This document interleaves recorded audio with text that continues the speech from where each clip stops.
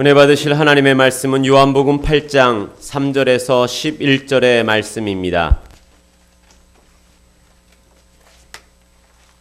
요한복음 8장 3절에서 11절의 말씀.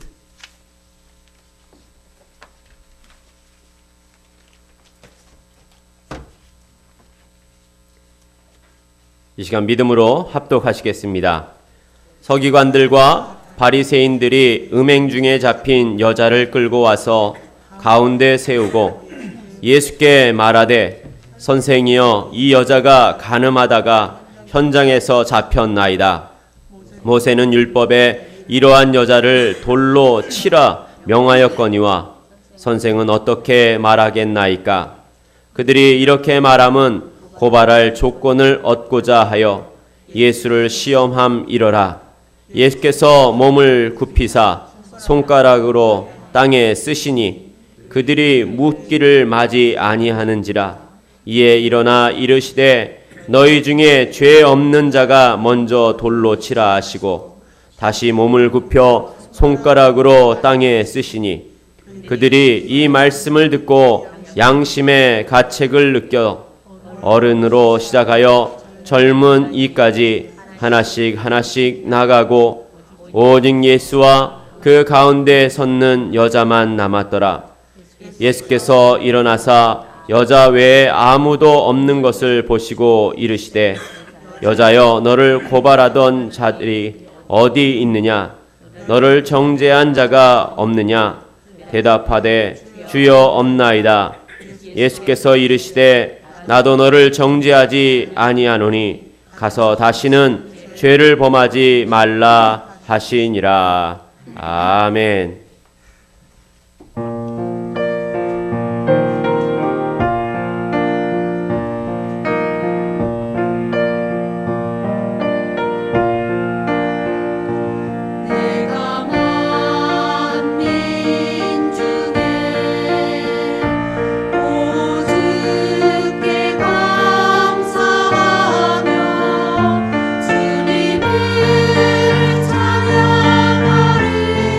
널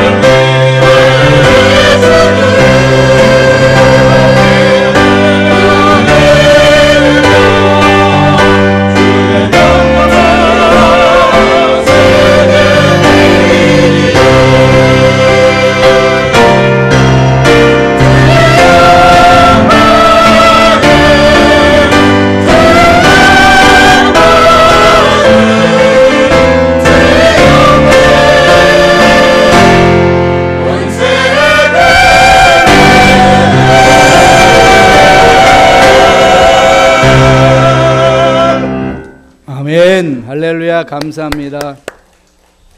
할렐루야. 살아계신 하나님 이 자리에 우리 함께 하시는 줄로 믿습니다. 우리 옆에 있는 사람 손을 꼭 잡고 축복하지요. 예수님의 이름으로 사랑합니다. 한 번 더 축복하실래요? 이 아침에 좋은 일이 있습니다. 그래서 다 같이 한번 기도하겠습니다. 좋은 것들을 기대하면서 가지고 있는 문제 하나님의 안에서 해결받기 위하여 기도하실 때 나라와 민족을 위하여 또 우리 북한 동포들을 위하여 남북 통일을 위하여 여러분 정치적으로 사회 여러 관계 속에서 어려운 통일 문제지만 하나님 손안에 들어가면 해결되는 역사 있습니다. 기도하면 됩니다. 그리고 우리 교회를 위하여 우리 해야 될 모든 일들을 위하여 자녀들을 위하여 우리 예배를 위하여 다 같이 주의 일청하시고 통성을 한번 기도하겠습니다.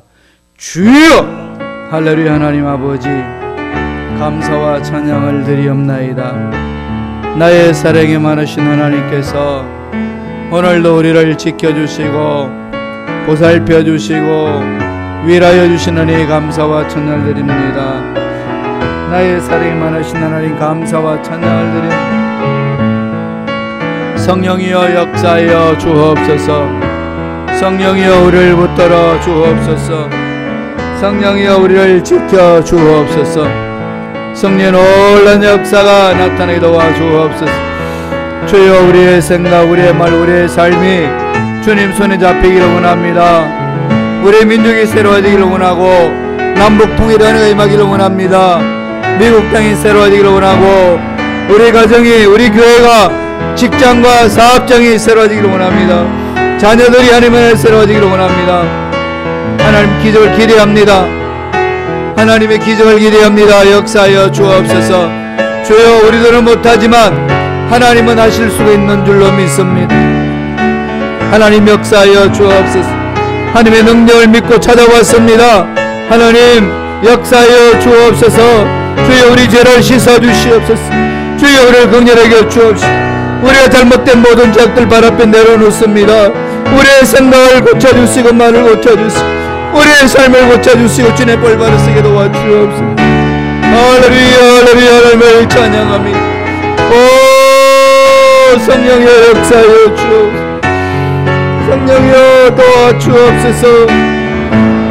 성령님 역사여 주시고 주여 위하여 주시고 주여 인도하여 주옵소서. 할렐루야 할렐루야 하나님을 찬양합니다. 하나님 우리를 만나주시니 감사합니다. 하나님 만나는 시간, 문제를 만나는 시간, 은혜를 체험하는 시간 되게 하여 주옵소서. 우리 앞길이 열려진 은혜를 체험하기를 원합니다. 하나님의 음성 듣고 음성에 순종하기를 원합니다. 성령님 역사하여 주옵소서. 할렐루야 할렐루야 주님을 찬양합니다. 강하게 사로잡아 주옵소서. 할렐루야 주님을 찬양합니다. 주여 임하소서. 강하게 임하여 주옵소서. 할렐루야 할렐루야 하나님을 찬양합니다. 좋으신 하나님, 오늘 우리에게 생명 주셔서 하나님만을 높일 수 있는 예배 공동체로 우리 발걸음을 인도해 주시는 은혜에 감사와 찬양을 드립니다. 믿음으로 높입니다. 찬양으로 높입니다. 기도로 주님 앞에 통회자 범이 나옵니다. 주여 피묻은 손으로 만져주시고 위로하여 주시고 막힌 것 뚫어주시며 앞길 열어 주옵소서. 우리 민족의 문제도 주님 손에 맡깁니다. 이 미국 땅의 문제도 주님 손에 위탁합니다. 간섭하여 주시고 다스려 주옵소서. 한치 앞도 알 수 없는 우리 인생 하나님은 안에 살기를 원합니다. 하나님의 품에 안겨서 하나님의 눈으로 미래를 보기를 원합니다. 역사하여 주옵소서. 오늘 하나님 만나는 시간, 은혜를 체험하는 시간, 깊이 하나님의 말씀 속에 하나님의 뜻을 찾는, 소망을 찾는 귀하고 복된 시간 되게 축복하여 주옵소서. 감사하고 예수님의 이름으로 기도드리옵나이다. 아멘. 함께 봉독했던 말씀 중심으로 예수님이 땅에 쓴 글이라는 제목으로 은혜 말씀을 나누겠습니다. 오늘 본문 말씀 좀 특이하죠? 서기관과 바리새인들이 예수님을 함정에 빠뜨리기 위하여 특별한 사건을 목격을 해서 그 사건을 목격한 사람들이 현장에 있는 그 목격자들과 함께 주님 앞에 찾아옵니다. 현장에서 간음하다가 붙잡힌 여인의 이야기입니다. 서기관들과 바리새인들이 이제 고소하는 겁니다. 모세율법에는 이 여자를 돌로 치라 명하였는데 선생님은 어떻게 하겠습니까? 지금 시험하고 있는 거죠. 그래서 예수님을 올무에 빠뜨리려고 그럽니다. 어떤 올무인가 하면 그 당시 로마의 지배를 받고 있었잖아요. 로마 정부에서는 이스라엘 사람들에게 웬만하면 자기 유대인 법대로 살 수 있도록 자유를 줬습니다. 그러나 사형만큼은, 사람을 돌로 쳐 죽인다든지 사람을 죽이는 일만큼은 로마 법대로 하도록 그렇게 규제했습니다. 규정을 세워서. 그래서 모세 율법대로 하면은 현장에 붙잡힌 여인을 돌로 쳐 죽여야 합니다. 그러면은 돌로 쳐 죽이면은 로마 실정법에 걸립니다. 그래서 그래, 모세 율법에 돌로 쳐 죽이라고 그랬으니까 돌로 쳐 죽이라 그러면은 예수님이 돌로 쳐 죽이라고 그래서 돌로 쳐 죽였습니다. 예수님 앞에 덮으시는 거죠. 그리고 나서 또 예수님은 로마 실정법에 걸리니까 돌로 치지 마라, 이렇게 말을 하게 되면은 모세 율법을 어겼다라고 소문을 낼 수 있습니다. 진퇴양난입니다. 이런 상황 속에 예수님이 어떻게 하시나요? 로마 실정법을 거역할 것인가, 모세의 율법을 거역할 것인가, 기로에 놓여 있습니다. 그런데 예수님은 이 함정에 걸려들지 않습니다. 예수님 어떻게 하시죠? 아무 말씀도 하지 아니하시고 땅에다가 글을 쓰십니다. 오늘 본문 요한복음 8장 6절에 있습니다. 그들이 이렇게 말하면 고발할 조건을 얻고자 하여 예수를 시험함이라. 예수께서 몸을 굽히사 손가락으로 땅에 쓰시니, 분명히 글을 쓰셨다는 거죠. 하나님이 직접 인간의 글을 쓴 사건은 세 군데입니다. 세 군데가 있죠. 첫 번째가 어디죠? 십계명. 하나님이 십계명을 주셨을 때에 하나님이 직접 쓰셨습니다. 또 하나는 어디 있나요? 벨사살 왕이 성전에 기구를 가져가지고 술을 처마시는데 사용합니다. 이거는 이 김 목사가 물 먹는 잔이어서 야, 빼가를 부어라 이러면서 이렇게 마시고 있었습니다. 성전의 기물들을 완전히 더럽히는 거죠. 그때에 손이 나타나서 메네 데겔 우바르신, 그래서 그 벨사살 왕을 심판하시겠다는 그 글자입니다. 그게 다니엘서 5장 25절에 나오잖아요. 기록된 글자는 이것이니 곧 메네 데겔 우바르신. 바빌론의 벨사살 왕이 이제 등극할 때에 잔치를 벌이면서 예루살렘에서 성전에서 빼앗아 온 그것으로 하나님을 모독하는 짓을 합니다. 그때 하나님이 심판의 메시지로 글을 쓰셨습니다. 그리고 마지막으로 예수님이 땅에다가 현장에서 잡힌 여인을 붙잡아 온 그 사건을 풀려고 할 때에 땅에 글을 쓰셨습니다. 무슨 글을 쓰셨을까요? 아무도 모릅니다. 어떤 글을 썼는지는 기록되어 있지 않습니다. 그런데 예수님이 땅에 글을 쓰셨다는 것은 분명한 거죠.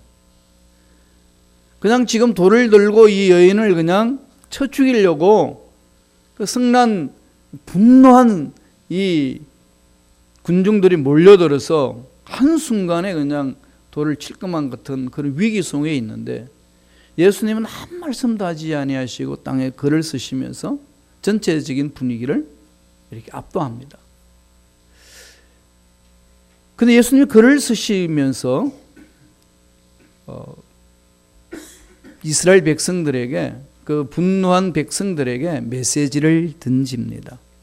무슨 말씀을 쓰는지는 모르지만은 글을 쓰신 이후에 예수님이 하신 말씀을 보면은 그 의도를 알 수 있습니다. 땅에 글을 쓴 게 뭘까요? 오늘 말씀을 하나씩 볼까요? 글을 쓰시고 나서 예수님 말씀을 하셨습니다. 무슨 말씀을 하셨나요? 요한복음 8장 7절입니다. 한번 읽어보죠. 다 같이 읽습니다. 그들이 묻기를 마지 아니하는지라 이에 일어나 이러시되 너희 중에 죄 없는 자가 먼저 돌로 치라 하시고, 제일 먼저 글을 쓰시고 나서 무슨 말씀을 하셨죠? 첫째로 죄 없는 자가 돌로 치라. 죄 없는 자. 이 원문의 뜻은요, 죄 없는 자라는 말은 죄가 없다 말만이 아니라 죄에 대한 욕망이 없는 자, 그 의미입니다. 죄에 대해서 욕망이 없는 자. 행동을 한 죄만 이야기하는 것이 아니라 마음으로 짓는 죄까지 다 포함하고 있다는 그 의미가 담겨져 있습니다. 주님이 죄 없는 자가 먼저 돌로 치라 라고 말씀하셨을 때는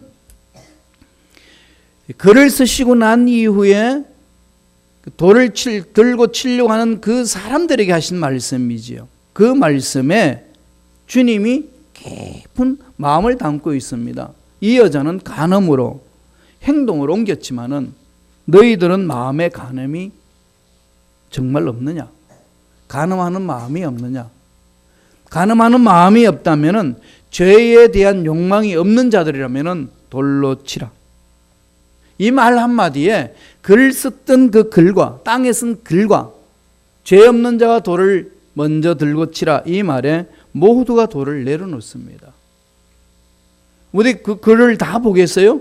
무슨 글을 쓰는지 와서 보고는 솟아라치게 놀라고 뒤로 도망가고, 돌을 놓고 도망가고 있으는 사람들이 또 몰려서 봅니다. 그도 놀라서 도망갑니다.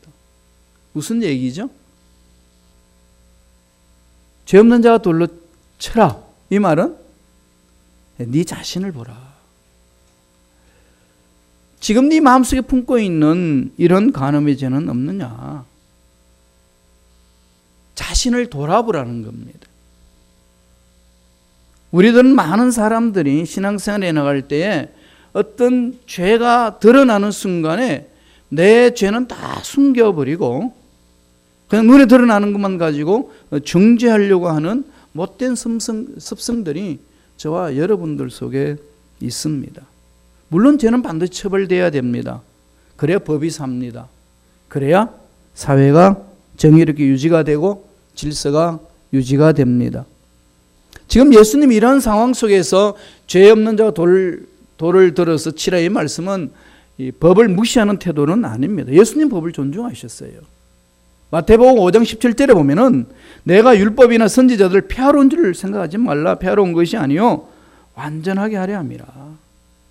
폐하러 온 것 아니다. 율법을 무시하려고 온 것 아니다. 오히려 완전하게 옳았다는 거죠. 분명하게 율법을 완성했다는 것을 말씀하고 있습니다. 그런데 예수님이 요한복음 8장 7절에 뭐라고 그랬나요? 너희 중에 죄 없는 자가 먼저 돌로 치라. 돌아보라는 거죠. 너는 네 속에 감춰져 있는 죄는 뭔데? 이걸 그냥 아주 날카롭게 지적하고 있습니다. 세상 사람은요, 죄가 드러난 죄인이 있고 죄가 드러나지 않는 죄인이 있을 뿐입니다. 다 죄인인데 죄가 드러난 사람이 있는 반면에 죄가 드러나지 않는 사람이 있어요.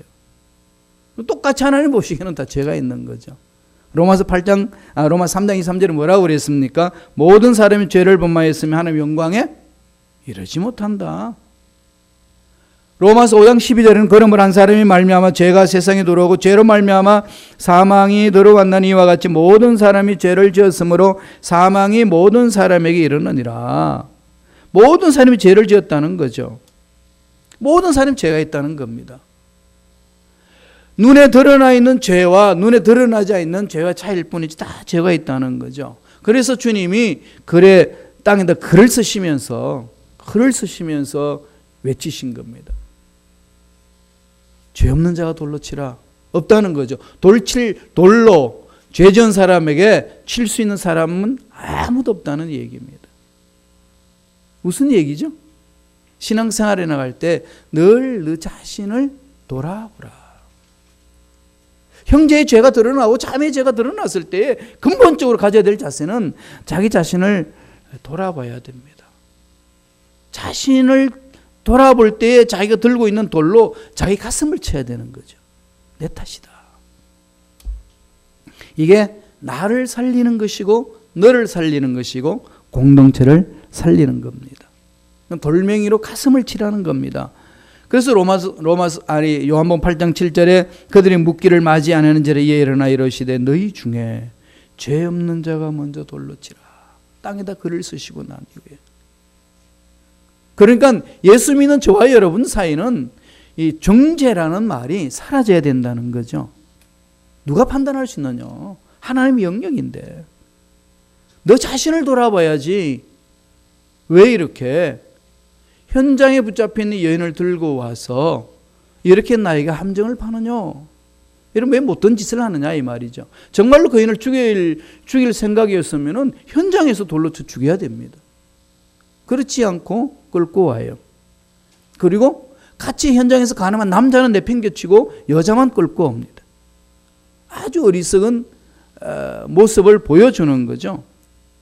죄 없는 자가 먼저 돌을 들어서 치라는 이 말은 돌을 들고 칠 수 있는 사람은 아무도 없다는 겁니다. 따라서 손에 들고 있는 돌을 내려놓으라는 거죠. 돌을 내려놓는 것이 신앙생활입니다. 돌을 들고 있으면 내려놓아야 돼요. 분노의 돌을 내려놓아야 되고요. 미움의 돌을 내려놓아야 됩니다. 정죄의 돌을 내려놓아야 됩니다. 다윗이 죄를 범한 후에 나단에 와서 지적을 합니다. 그 죄가 드러났을 때에 보통 왕 같았으면 나단에 목을 뱄을 겁니다. 그런데 다윗은 어떻게 하나요? 가슴을 칩니다. 이게 다윗이 하나님 앞에 영광 돌리는 모습이고 하나님이 다윗을 인정한 모습이죠. 한번 읽어보실래요? 어떻게 가슴을 치는지. 시편 51편 10절 11절입니다. 다 같이 한 목소리 읽겠습니다. 하나님이여 내 속에 정한 마음을 창조하시고 내 안에 정직한 영을 새롭게 하소서. 나를 주 앞에서 쫓아내지 마시며 주의 성령을 내게서 거두지 마소서. 나단 선지자의 지적이 있자마자 변명하지 않고 통해 자복하는 것. 환경 탓도 하지 않고 누구의 탓을 돌리지 아니하고 자기 가슴을 칩니다. 이런 다윗을 하나님 뭐라고 그러시나요? 너는 내 마음에 합한 사람이다. 마음에 속 든다. 하나님을 기쁘시게 하고 싶으신가요? 다윗 길로 가면 됩니다. 이게 신앙생활이죠. 성숙한 자들이 분별을 잘하는 겁니다. 다윗의 길을 가는 거죠. 가슴을 치는 겁니다. 주님이 그 말씀하셨잖아요. 죄 없는 자가 먼저 돌로 치라. 자격이 없다는 게 아무도 실정법에 걸려서 지금 돌을 쳐서 돌을 맞아서 죽어도 마땅할 그 여인이었지만은 누가 그 여인에게 돌을 칠 수 있겠냐? 던질 수 있겠냐? 없다. 자신을 돌아보라는 겁니다. 땅에 글을 쓰신 이유가 뭐겠어요? 너는 이런 죄, 너는 이런 죄, 저런 죄, 샅샅이 다 이렇게 지적하는 것 아니겠습니까? 누구나 지을 수밖에 없는 죄악들을 다 기록하시는 그 주님의 모습 속에 어느 누구가 돌을 들고 칠 자신이 있겠습니까? 하나님 앞에 가면 우리 다 이럴 겁니다. 이게 앞당겨야 된다는 거죠. 어디에서? 여기에서. 신앙생활하는 이곳에서 앞당겨야 됩니다. 그러면은 주님이 원하시는 길이 뭔지를 볼 수가 있는 거죠. 그래서 늘 주님은 지금 여기에서 관심이 있잖아요. 미래는 우리 거 아닙니다. 하나님의 것이에요. 하나님 보시는 겁니다. 제가 10년 후에 우리 교회를 보자고 그랬지 않습니까? 보이나요? 안 보입니다. 안 보이는 걸 왜 보라고 그랬을까요? 하나님 안에 있을 때만이 보여지기 때문에 그렇습니다. 하나님의 능력을 볼 때는 보여지지만은 현실 상황 속에서 내 머리 경험으로서 내가 생각한 것으로는 보이지 않습니다. 하나님 안에 있을 때만이 가능합니다. 지금 여기서부터 출발하는 거죠. 여기에서 하나님 앞에 올바로 서는 자세, 내 속에 있는 죄가 무엇인지를 들추어내는 것, 그걸 씻어내는 겁니다. 모두가 그렇게 해야 된다는 거지요. 이게 첫 번째 의미입니다. 두 번째는 뭘까요? 두 번째 주님이 하신 말씀이 있습니다. 11절에 있어요. 8장 11절. 이 두 가지 말씀을 하는데 먼저 한 말씀을 전체로 읽어보겠습니다. 다 같이 읽습니다. 예수께서 이르시되 나도 너를 정죄하지 아니하노니 가서 다시는 죄를 범하지 말라 하시느라. 두 번째 뭐라고 말씀하시나요? 나도 너를 정죄하지 않는다. 누가요? 죄가 없으신 주님이. 죄가 없으신 주님이 죄를 지어서 돌에 맞아 죽어야 될 그 여인을 향하여 하시는 말씀이 나도 너를 정죄하지 않는다. 무슨 말씀이죠? 예수 안에서 사함을 받고 자유를 얻으라는 거죠. 공짜 아닙니다. 주님이 대신 짊어지시는 거죠. 주님이 내가 책임질게. 너는 나만 믿어라. 이게 우리 신앙생활이잖아요. 늘 말씀드리지만은 예수님 앞에 가는 거죠. 예수님 앞에 가는 겁니다. 그래서 저와 여러분 날마다 예수를 바라보는 거죠. 예수님 앞에 통회자복함에 나오는 자 주님 정죄하지 않습니다. 다 받아주시는 분이에요. 그래서 저와 여러분이 어떤 죄를 범했든지 간에 살아있다는 사실은 언제나 희망적인 겁니다. 언제나 소망적인 거죠. 나도 너를 정죄하지 아니한다. 죄가 없어서 정죄하지 않는다는 그 말일까요? 당연히 돌을 맞아 죽어야 될 여인입니다.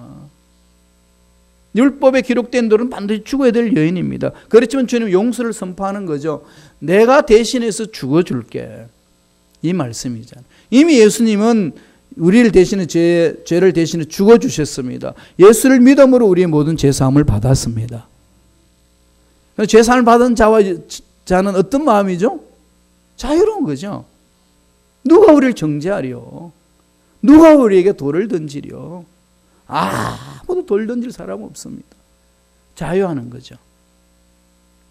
그래서 진정한 죄책감에서 벗어날 수 있습니다.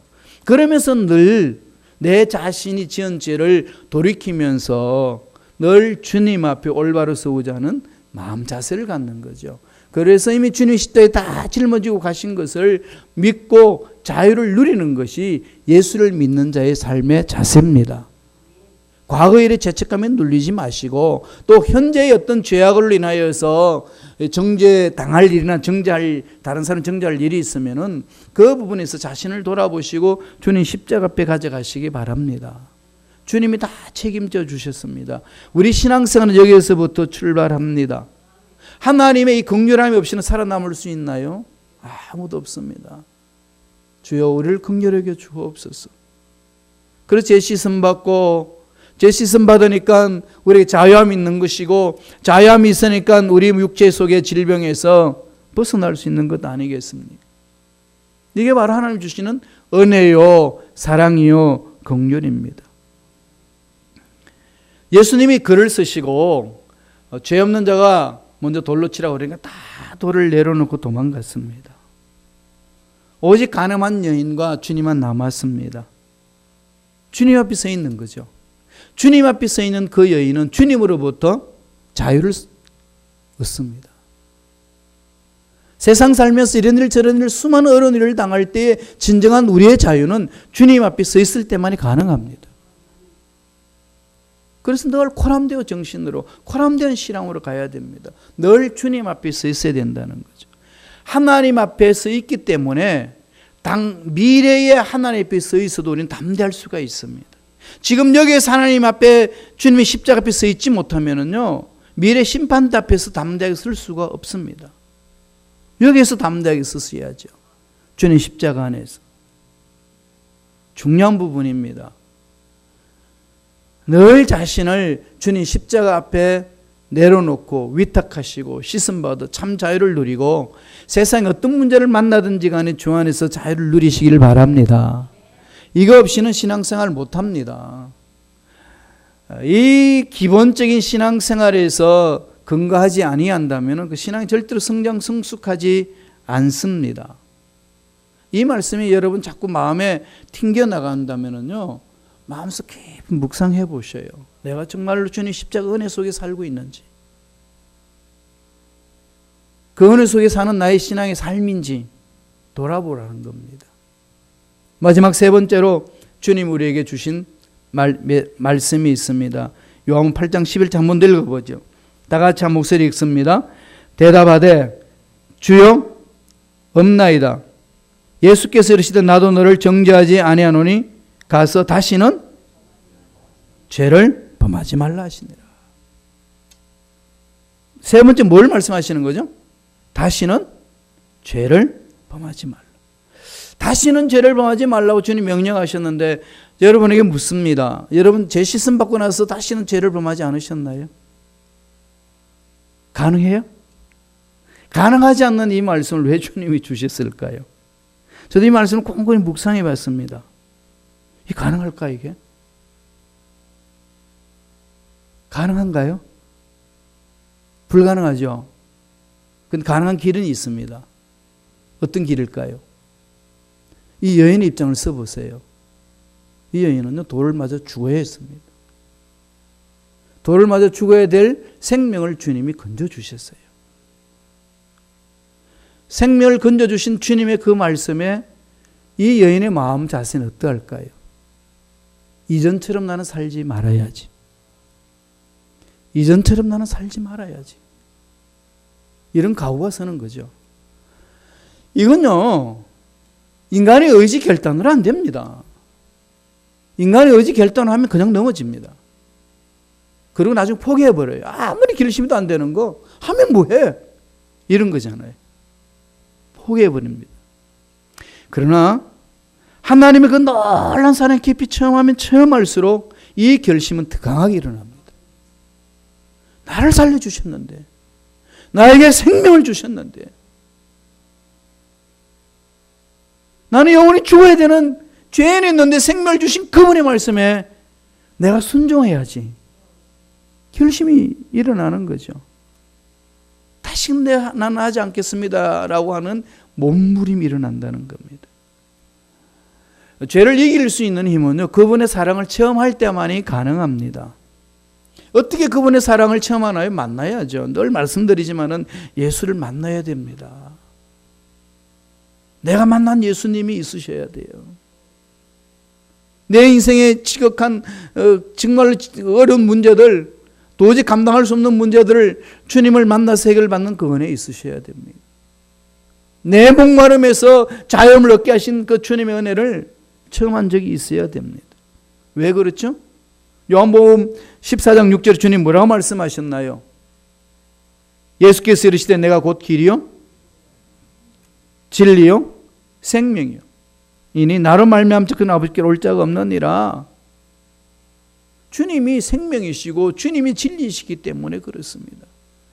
그 사랑에 푹 잠길 때에 그분이 내 인생을 이끌고 가고 계시기 때문에 우리는 다시는 그와 같은 죄를 범하지 아니하리라는 결심 결단이 일어나는 거죠. 그러면은요, 똑같은 그 결심을 하고 나서 죄를 범하고는 같지만은 그 결심하지 않고 죄를 범하는 사람은 삶의 질이 다릅니다. 이 그리스도인이에요. 오늘 이 말씀 속에서 하나님 우리에게 주신 메시지는 뭔가요? 가늠한 여인은 누군가요? 바로 나잖아요. 우리입니다. 다른 사람이 아니에요. 우리예요. 우리가 죽어야 되는데 주님 대신 죽어주셨습니다. 그래서 내 속에 분노가 일어나는 그 돌이 있으면요, 언제든지 주님 십자가 앞에 내려놔 놓고 위탁해야 돼, 내 인생을. 그것만이 살 길입니다. 그것만이 가정을 살리고 자녀를 살리고 공동체를 살려냅니다. 주 안에서만이 새로워지기 때문에 그렇습니다. 사도 바울이 고백했습니다. 고린도후서 5장 17절에 그런즉 누구든지 그리스도 안에 있으면 새로운 피조물의 이전 것은 지나갔으니 보라 새 것이 되었도다. 이미 새 것이 된 거죠. 저와 여러분은. 어디에 있어요? 주 안에서. 이 감격이 있으신가요? 늘 묵상하세요. 이 감격이 없으면요, 내가 주 안에서 새로운 피조물이라는 것이 감격이 없으면요, 그 신앙이 자꾸 뭔가 문제가 있습니다. 이물질이 들어가고 있다는 거죠. 자꾸 돌이키셔야 돼요. 자꾸 다시 시작해야 됩니다. 이 부분에 감격이 없으면 신앙 성장 안 됩니다. 성수가 안 됩니다. 그리고 다시는 죄를 범하지 말라. 요한복음 8장 11절에 다시는 죄를 범하지 말라. 그 말이 무슨 의미인지를 파악이 안 됩니다. 왜요? 자꾸 나는 다시 죄를 범하니까. 다시 죄를 범하는데 왜 주님은 다시는 죄를 범하지 말라고 이게 어마어마한 이 말씀을 하셨는가 이해가 안 되는 거죠. 그러나 주님의 십자가의 연대와 하나님의 놀라운 사랑을 체험하면요, 이게 무슨 말인지를 압니다. 죄 용서를 받고 난 그 여인이 주님의 눈빛을 봤을 때 마음에 어떤 결심이 일어났을까요? 내가 사함을 받았다. 내가 주로 인하여서 살아났다. 제가 주님 말씀대로 한번 살아오겠습니다. 몸부림치는 거죠. 환경이 힘들다, 어렵다, 이것 때문에 뒤로 불러서겠어요? 그럴 수가 없습니다. 근데 왜 우리들은 지극히 작은 일에 이렇게 막 감정이 폭발되고 막 흔들리고 그럴까요? 자꾸 이 사랑에 몰입당하지 않기 때문에 그렇습니다. 이 사랑 안에 들어가지 않기 때문에 그러는 거죠. 우리가 돌을 내려놓을 수 있는 것은 하나님의 사랑을 체험할 때만이 가능합니다. 여러분, 적개심에 돌이 있습니까? 사랑 안에서 내려놓기 바랍니다. 원망과 불평의 돌이 있습니까? 하나님의 은혜 안에 내려놓기 바랍니다. 감사가 없고 짜증이 일어납니까? 하나님의 놀라운 사랑을 체험하여서 돌을 내려놓음으로 감사가 넘쳐나는 삶이 되기를 바랍니다. 사도 바울이 에베소 교인들에게 이렇게 우리에게 권면하고 있습니다. 다 한번 읽어볼까요? 에베소서 4장 32절입니다. 다 천천히 읽겠습니다. 서로 친절하게 하며 불쌍히 여기며 서로 용서하기를 하나님이 그리스도 안에서 너희를 용서하심과 같이 하라. 서로 어떻게 하라고 그랬죠? 친절하라. 서로 친절하라. 불란서의 그 정신을 이어가는 그 단어는요, 똘레랑스인데요, 관용입니다. 관용. 친절하게 배려해 주는 거죠. 그리스도의 사랑 아래에서 성숙한 자들의 마음입니다. 남을 배려해 주는 거죠. 친절하게 대하는 겁니다. 그걸 어떻게 하죠? 불쌍히 여겨주고. 그걸 또 어떻게 하라는 거죠? 서로 용서하기를 어떻게 하라고 그랬습니까? 하나님이 그리스도 안에서 너희를 용서하심과 같이 하라. 하나님이 나를 용서해 주셨다라고 하는 그 은혜 체험 없이는 용서 못합니다. 거짓말이에요. 용서한다는 건 거짓말입니다. 하나님 사랑을 내가 체험해서 용서를 체험하지 못했는데 어떻게 용서합니까? 용서하는 척 할 뿐이지. 여기서 자꾸 우리 신앙생활에 삐그덕거리고 문제가 생기는 거죠. 그럼 다른 말로 표현하면 뭘 강조하는 거죠? 하나님의 놀란 사랑에 체험하고 그 사랑 안에서 내가 용서받았다는 사실에 감격하라는 거죠. 와, 하나님으로부터 내가 용서를 받았구나. 돌로 쳐 죽임을 당해야 될 그 여인이 다 모든 사람들 돌 내려 도망가고 난 이후에 주님과 일대를 만나서 주님의 눈빛을 보면서 주님으로부터 자유를 얻습니다. 나도 너를 정죄하지 않는다. 그 말 한마디에 이 여인이 인생에 억눌렸던 억울함과 분노와 답답함과 잘못된 그 행위에 대해서 어떤 마음을 가지겠습니까? 몸부림을 치는 거죠. 하나님의 놀라운 사랑 안에서 우리가 회복될 때야만이 올바른 신앙생활 할 수 있다는 얘기예요. 여러분, 신앙생활 오래 했다고 신앙이 성장 성숙하나요? 예, 그렇지요. 신앙생활 오래 하신 분들이요, 훨씬 더 이렇게 성장 성숙할 수 있습니다. 그런데 현실은 너무 거리가 멀잖아요. 왜 그렇죠? 우리는 하나님의 놀란 사랑 안에서 내가 용서받았다는 그 은혜의 감격 속에 들어가지 아니하고 그냥 교회 생활에 적응하기 때문에 그렇습니다. 교회 생활에 익숙해져 버렸기 때문에 그게 꼭 신앙에 성숙한 것처럼 착각하기 때문에 그렇습니다. 교회 생활에 익숙한 것하고 주님을 닮아가서 성숙한 것하고는 차이가 있습니다. 물론 그게 같다면 얼마나 좋겠습니까? 그런데 현실은 그렇지 않습니다. 이걸 우리가 잘 분별하고 가셔야 돼요. 그래야 하나님 앞에 가서 잘했다 칭찬 들을 수 있고 지금 여기에서도 하나님의 사랑 안에서 하나님의 말씀대로 순종하며 살아갈 수 있습니다. 그래야만이 내가 가지고 있는 모든 부담을 다 떨쳐버리고 죄책감에서 벗어나고 참 자유를 얻을 수 있습니다. 이게 신앙생활이에요. 어떻게 신앙생활하고 계시는지 한번 돌아봤으면 좋겠어요. 저도 차근차근 자신을 돌아봤습니다. 땅에 글을 쓰신 주님의 마음, 어떤 마음이었을까요? 죄 문제가 둘러쳐라. 먼저 돌아보라는 겁니다. 왜 자꾸 남의 눈에 티만 보고 네 눈에는 들보는 못 보냐? 같은 맥락 속에 있는 거죠. 나도 너를 정죄하지 않는다. 자유를 얻어라. 주 안에서 참 자유를 맛보라. 진리를 알지는 진리가 너를 자유케 하리라. 신앙이 성숙하면 자유함이잖아요. 죽음에서의 두려움에서 자유함이요. 문제에서 어떻게 될까 봐 두려움에서 자유함이요. 앞날의 불확실한 미래에 대한 두려움에 대해서 자유함이요. 참 주님을 만난 자는 자유함이에요. 그 자유함이 있는 자는 누가 감옥에 집어넣는다고 그 자유를 뺏겠습니까? 바울이 그런 것을 체험하고 우리가 선포하고 있지 않습니까? 그리고 내리는 결론이 뭔가요? 주님이 다시는 죄를 범하지 말라. 과거에 죄책감 눌리지 말고 죄 씻음 받으니 감사가 넘쳐나게 살며 늘 하나님 은혜 안에 사랑 안에 머물라. 사랑이 너를 이겨내게 하리라. 이 사랑에 푹 잠겨서 이 험악한 세상 승리하는 저와 여러분 되길 간절히 축원합니다. 기도하겠습니다. 하나님 아버지, 정말로 우린 연약하여서 넘어질 때 많이 있고 정말로 내 눈에 꼴불견 사람들이 많이 있습니다. 그럴 때마다 내 눈으로 다른 사람을 보지 아니하고 주님의 눈으로 볼 수 있는 마음을 우리에게 허락하여 주옵소서. 서로 친절히 대하고 서로 긍휼히 여기고 서로 용서하되 주님이 우리를 용서하심과 같이 용서함으로 하나님이 일을 감당하는 일꾼들에게 축복하여 주옵소서. 감사하고 예수님 이름으로 축복하며 기도드리옵나이다. 아멘. 아멘. 우리 한번 기도하기 전에 찬양합니다. 나 주님의 기쁨 되기 원해. 여러분 주님 기쁨 되기 원하죠? 아멘. 어떤 게 주님의 기쁨 될 수 있나요? 다윗의 길이잖아요. 다윗 돌을 들고 가슴을 치는 겁니다. 이 말씀 오늘 함께 나눴던 말씀은요, 어느 누구한테도 안 걸리는 말씀이 없습니다. 전 이 말씀만 읽으면 제 가슴을 칩니다. 왜냐하면 워낙 이게 정죄가 먼저 앞서기 때문에 그래요. 저도 모르게 그러니까 막 앞서요. 이런 건 어떻게 하죠? 돌을 들고 가슴을 쳐야 됩니다.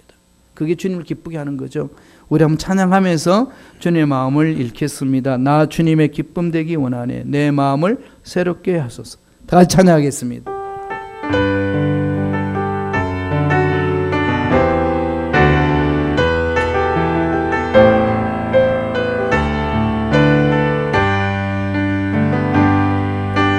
나 주님의 기쁨 되기 원하네. 내 마음을 새롭게 하소서. 새로 내가 되게 하여 주사. 주님의 빛 비추게 하소서. 내가 원하는 한 가지, 내가 원하는 한 가지, 주님의 기쁨이 되는 것. 내가 원하는 한 가지, 주님의 기쁨이 되는 것. 겸손히 내 마음 드립니다. 겸손히 내 마음 드립니다. 나의 모든 것 받으소서. 나의 맘 깨끗이 씻어주사 주의 길로 나가게 하소서. 내가 원하는 한 가지 주님의 기쁨이 되는 것. 내가 원하는 한 가지 주님의 기쁨이 되는 것. 나 주님의 기쁨 되기 원하니 한 번 더 찬양합니다. 나 주님의 기쁨 되기 원하네. 내 마음을 새롭게 하소서. 새부대 되게 하여 주사 주님의 빛 비추게 하소서.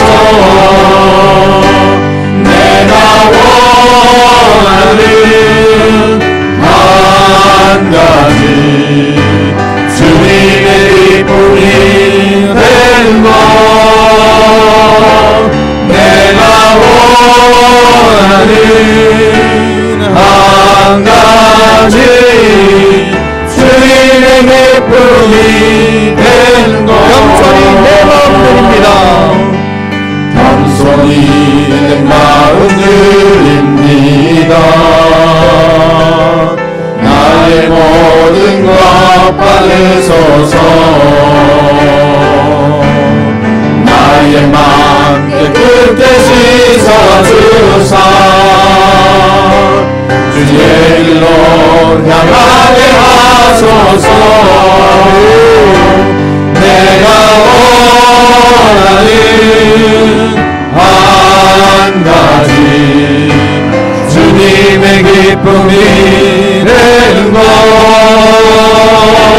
내가 원하는 한 가지 주님의 기쁨이 되는 것. 내가 원하는 한 가지 주님의 기쁨이 되는 것. 내가 원하는 한 가지 주님의 기쁨이 되는 것. 내가 원하는 한 가지 주님의 기쁨이 되는 것.